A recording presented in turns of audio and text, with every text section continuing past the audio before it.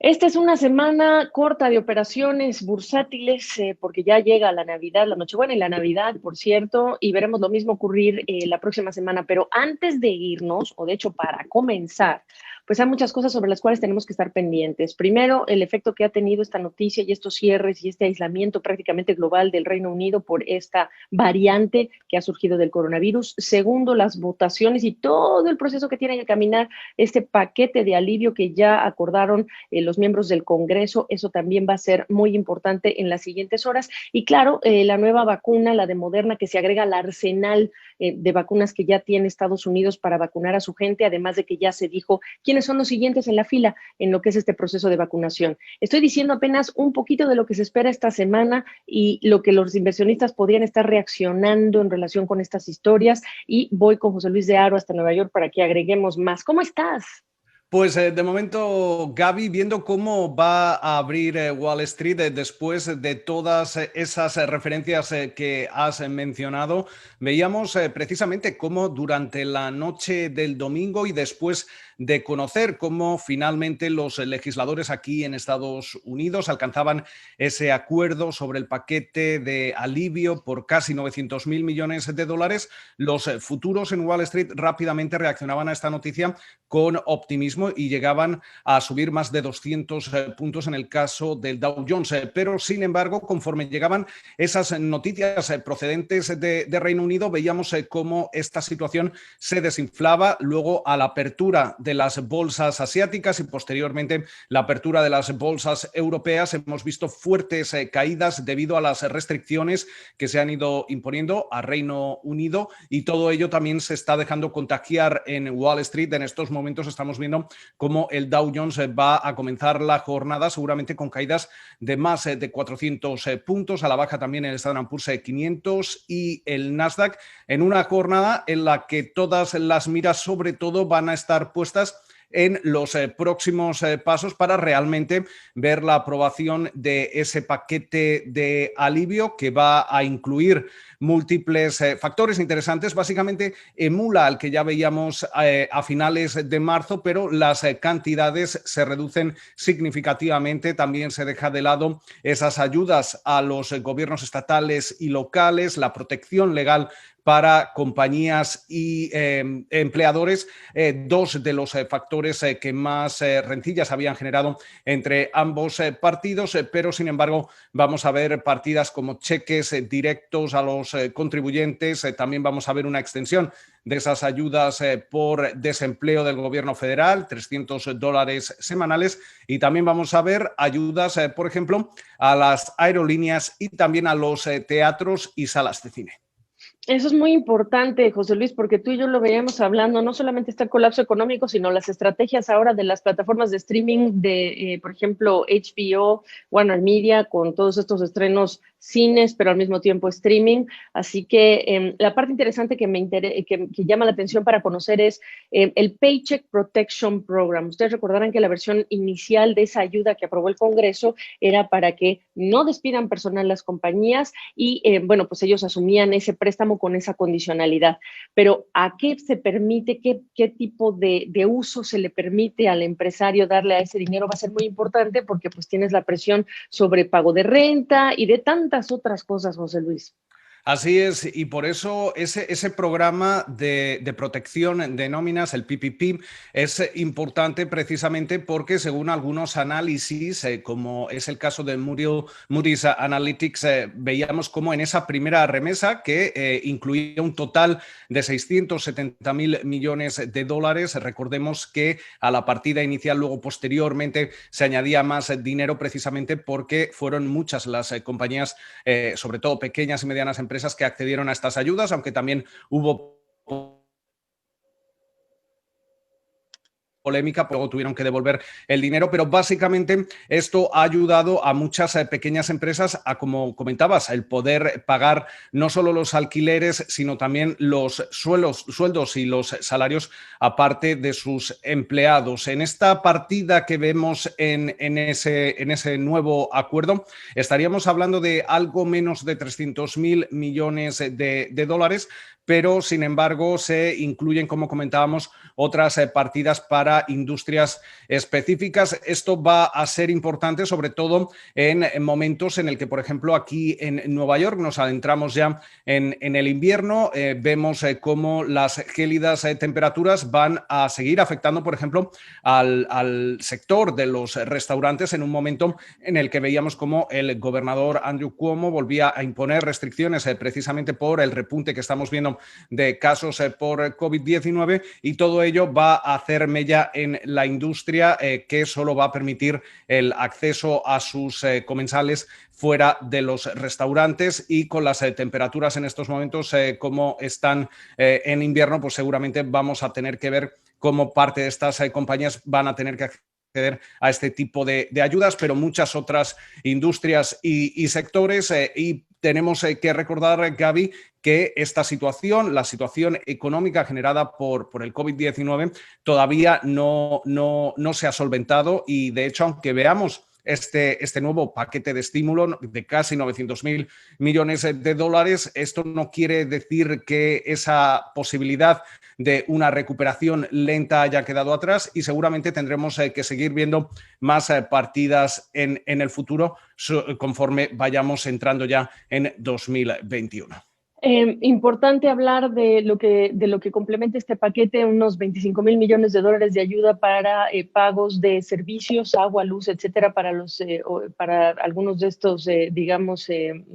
personas, negocios. La moratoria se extiende para evitar desalojos. ¿En qué momento? En este invierno, como estás diciendo, y este es el día más corto del año y estamos entrando a lo que es en el hemisferio norte, pues el invierno es 21 de diciembre, etcétera, pero se extiende lo que son estas moratorias para desalojos a quienes no han podido pagar su renta hasta el 31 de enero. También importante cuando se está hablando de más de 50 millones de personas en inseguridad alimentaria en Estados Unidos, bueno, también se estaría generando más fondos, más recursos para apoyar a la gente que hoy día tiene que hacer fila para poner un alimento en la mesa. Así que el tiempo no podría ser peor para haberlo, digamos, acordado, José Luis, porque faltan semanas de implementación. Esto no es automático y la gente tiene que entender muy bien que esto no es automático. Ahora, te voy a ser bien franca, no sé si viste las cifras de viajes de este fin de semana que acaba de pasar. ¿Viajó qué? 1 millón de personas el domingo pasado por vía aérea, según la TSA. Uy, qué miedo, ¿eh?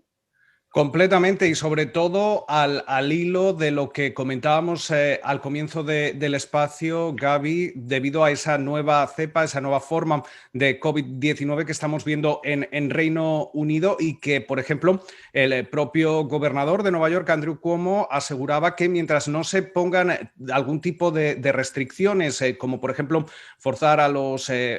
procedentes de Reino Unido a someterse a un test y que este sea negativo antes de poder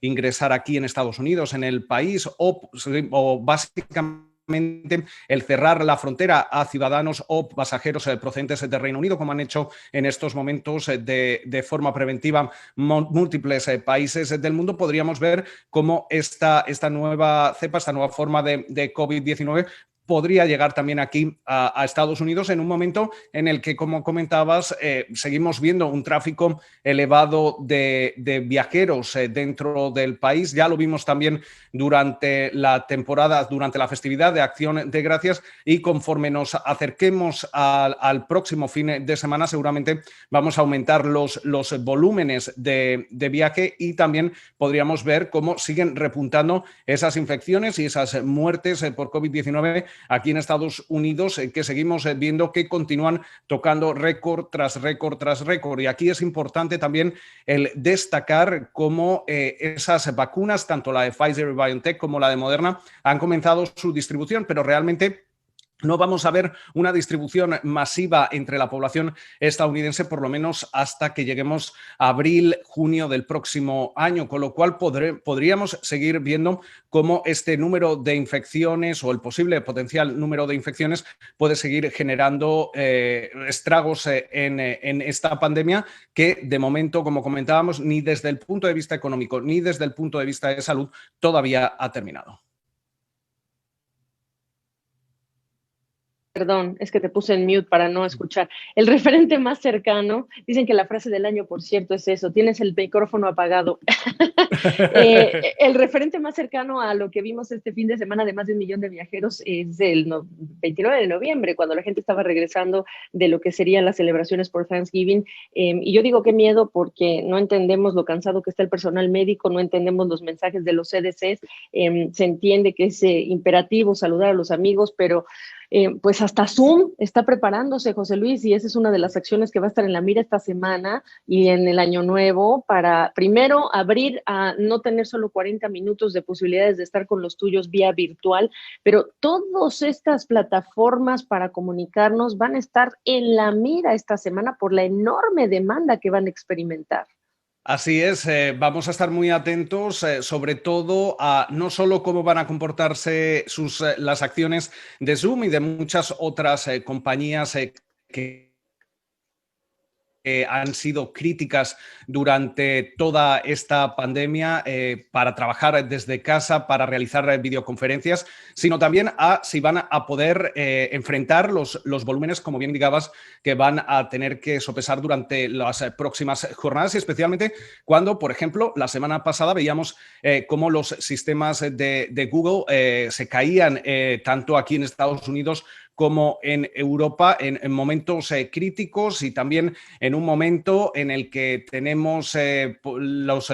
ciberataques que ha sufrido, por ejemplo, el gobierno federal y alguna otra compañía aquí en Estados Unidos. Son factores importantes, pero sin embargo, ya más a medio plazo es cierto que las mesas de inversión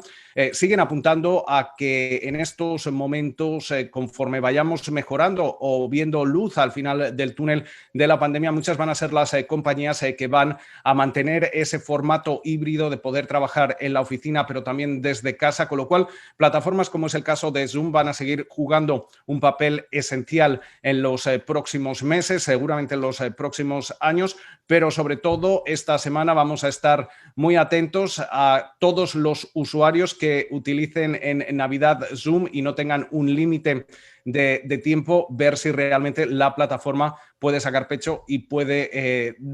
ofrecer ese servicio a los millones y millones de personas que seguramente lo van a utilizar el próximo 25 de diciembre. No me quiero ni imaginar lo que va a pasar con WhatsApp, con Microsoft Teams, con Zoom, con Skype, pero yo me imagino a los del departamento técnico en este momento, esas compañías que deben de estar a marchas forzadas preparando lo que se viene. José Luis, por último, a menos que tengas algo que agregar, por supuesto, siempre, Tesla, integrante del Standard & Poor's 500. ¿Qué tendríamos que ver el día de hoy al arranque, durante la jornada y al cierre? Básicamente, Gaby, precisamente iba a mencionar Tesla. Ya vemos cómo Tesla, al comienzo de la negociación de hoy, pasa a formar parte del Standard & Poor's 500. Si tenemos en cuenta su peso dentro de este indicador, se situaría en el 6º puesto, justo por detrás de Google, Facebook y por delante de compañías como, por ejemplo,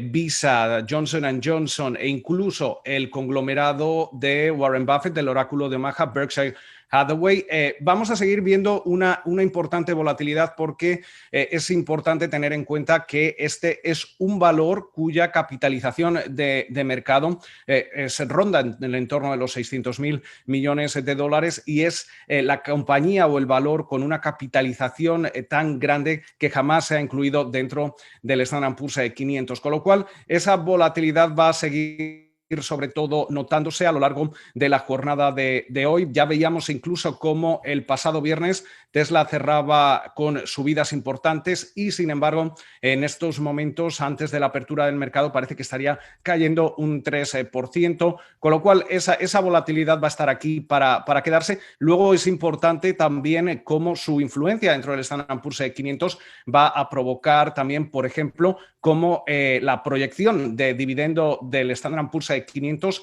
caiga. Tenemos que tener en cuenta que Tesla es una compañía que todavía no otorga dividendo, y también vamos a ver frente a lo que podría pensarse como también va a reducir la proyección de beneficio por acción para este indicador, con lo cual seguiremos muy atentos durante la jornada cómo va evolucionando este fabricante de coches eléctricos, con también un polémico capitán, con Elon Musk, con lo cual va a ser interesante también cuál es la reacción que van a tener los inversores institucionales, los gestores de fondos y demás, que a partir de ahora van a prestar mucha más atención a este valor debido a que forma parte del Standard & Poor's 500.